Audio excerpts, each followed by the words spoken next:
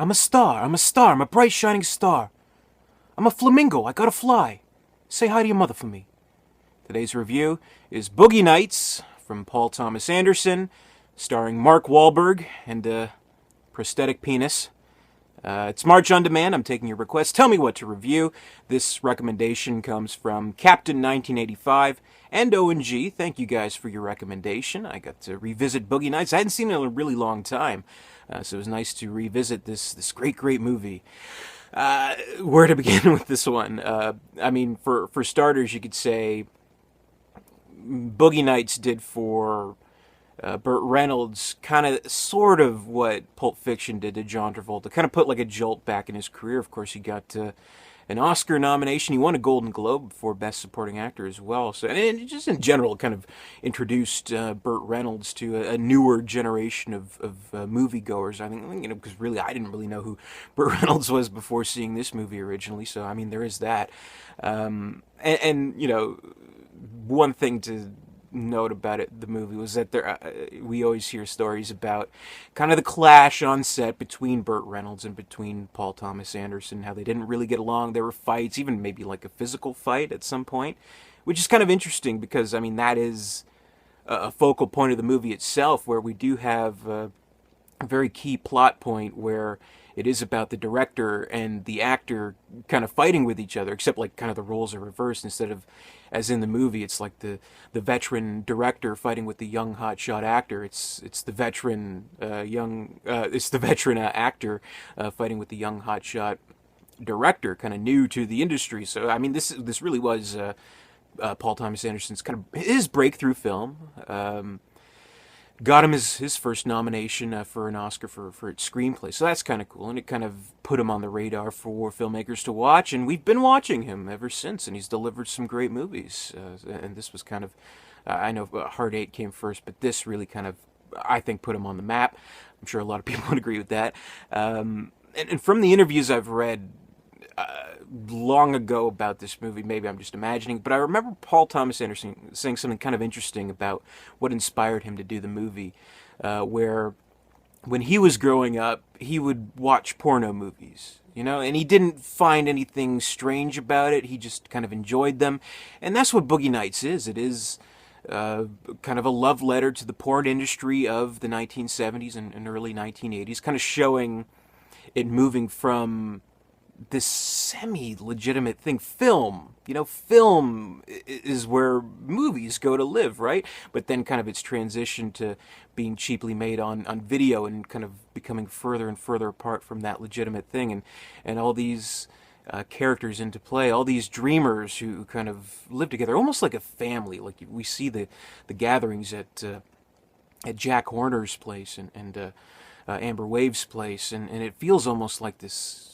family kind of thing, not like a Manson family thing, but kind of this codependent kind of relationship amongst the porn directors, the porn performers, the porn technicians, whether it be the editor, the lighting, the boom mic guy played by Philip Seymour Hoffman, and that's kind of the thing too about the movie. They don't find anything particularly abnormal about it. I mean, they're in this industry. That's what they're doing. They, like there's that speech in the movie, where Burt Reynolds is talking to Dirk Diggler. Well, before he became Dirk Diggler, Eddie was his name. Before he became Dirk Diggler, where he's like, when I make a movie, a guy shoots his load, and what makes him stay? What keeps him in the seat? He wants to know where the plot goes. So before he shoots his joy juice, I want him to really be involved in the picture. And you can tell he believes that. And it is a really good performance from Burt Reynolds. But,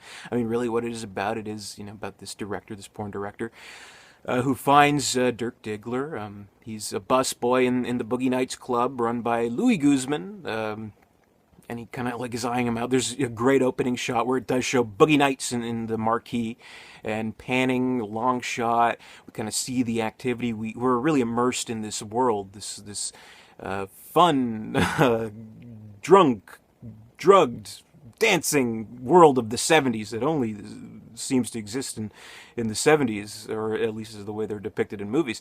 And then we like kind of learn the Dirk Diggler story, the Eddie's story, where apparently the myth of his big dick is like rampant, and he's like, well, let me see, you can pay $5 to watch, to just look at it, or give me $10 and I'll jerk off for you. And he's like, what? No, I want you to be in the movies. And so that's kind of what that's about.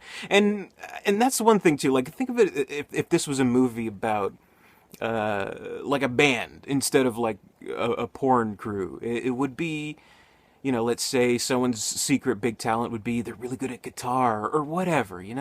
But here, since it is focused on the porn industry, it's because this guy is a giant dick and that's his talent. And so that's what draws people to him and what catapults him, what launches him into the porn world. And they are all happy to be there. And, they, at the same time, they do have their lives and their dreams outside of it. Like, there is that desire to go a little bit more legitimate, but we notice that everyone else kind of has their different wants and needs in life. Like, of course, we have the Don Cheadle character who's always trying to keep up with fashion. Like, we see him like kind of at the beginning, he's like following the cowboy trend. He's like, come on, don't I look great? And no, he wants to start his own stereo equipment store, and subplot about him trying to get the loan for it, with Roller Girl, played by the irresistibly sexy and wonderful and beautiful Heather Graham.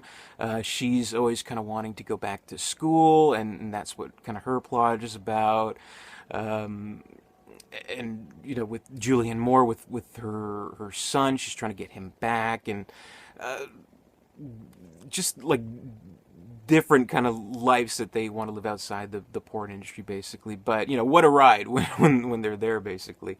And it is a funny movie. It really is. Like, we're immersed in this world where we do feel their highs and lows. Like, when there's when it's at its highest high, where they're showing the porn awards, and Dirk Diggler's like winning left and right, and he's like, yeah, thank you, I'm gonna keep rock and rolling, man. I think that's it's kind of a triumphant moment. And when it gets into darker periods, it definitely, we feel the lows of the characters too. So I mean, it's a great cast. I mean, that's really what I love about this movie the most. It's incredible assembly of a cast. I mean, again, Burt Reynolds just perfect. Mark Wahlberg, this is kind of his breakthrough movie too. Heather Graham, great. Julianne Moore, great. She was nominated for Best Supporting Actress as well in this movie. William H. Macy, kind of the scene-stealing moment in the film, which I won't give away. And Louis Guzman, John C. Reilly, and Philip Seymour Hoffman, great in the movie. And probably, I'd say, the part of the movie where just when you think like, okay, it's everything's set into place, we know kind of where it's going, one character kind of like brings everything to like a complete stop and like steals the whole movie, and that's Alfred fucking Molina, playing the kind of crazed drug dealer that Dirk Diggler and Mark and John C. Reilly and Tom Jane also great in the movie. They're trying to rip him off, and he's singing along to Jesse's Girl, and the guy's like throwing firecrackers, and it's all this insane batshit crazy scene, and I love it. He's almost the highlight of the movie to me. So I mean, definitely the cast is the main reason to see the movie. And it is almost like, what if it's this alternate universe where these actors that we love so much, what if they did happen to be in porn instead? There's just, again, just going back to that interview that I read with Paul Thomas Anderson, there's nothing weird about it. It's just, this is their world, and we're part of it. For that 2.5 hours of this movie, we're part of their world, and we follow them, and we do learn to love these characters. I mean, as stupid as they can be and bad decisions that they make, and it certainly makes fun of it. Like, there's that whole section of the film where they're showing Amber Wave's documentary that they're making. They have the interviews with like John C. Reilly, and he's like, well, violence is like plagued us forever, and like violence is bad and whatever. And like Dirk Diggler's like, I'm kind of like Napoleon. He was the king during the Roman Empire, and they're trying to get me, but just like Napoleon, I can't be defeated. And it's like, okay, doing a little too much coke there, Dirk. And there's all that, and of course the clashes. The clashes are really compelling. Like there's that one scene, where Dirk Diggler, he's on a coke binge, as Jack Horner puts it.